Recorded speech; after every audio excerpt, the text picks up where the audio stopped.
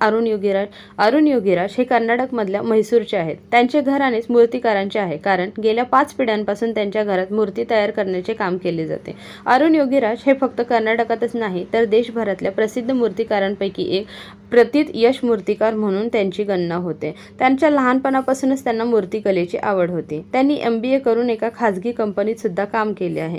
2008 मध्ये त्यांनी नोकरी सोडून मूर्ती साकारण्याचा आपल्या पिढीच्या व्यवसायाला काम करण्याचा निर्णय घेतला आणि अल्पावधीतच ते लोकप्रिय मूर्तिकार झाले. अरुण योगीराज यांनी इंडिया गेट येथे बसवण्यात आलेला 30 फूट उंचीचा सुभाषचंद्र बोस यांचा पुतळा, केदारनाथ येथील शंकराचार्यांचा 12 फूट उंचीचा पुतळा तर म्हैसूर येथे स्वामी रामकृष्ण परमहंस यांची मूर्तीही साकारली आहे.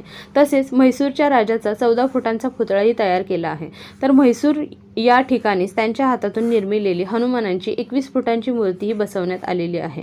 देशातल्या नामांकित मूर्तिकारांपैकी आणि शिल्पकारांमध्ये त्यांचा समावेश होतो.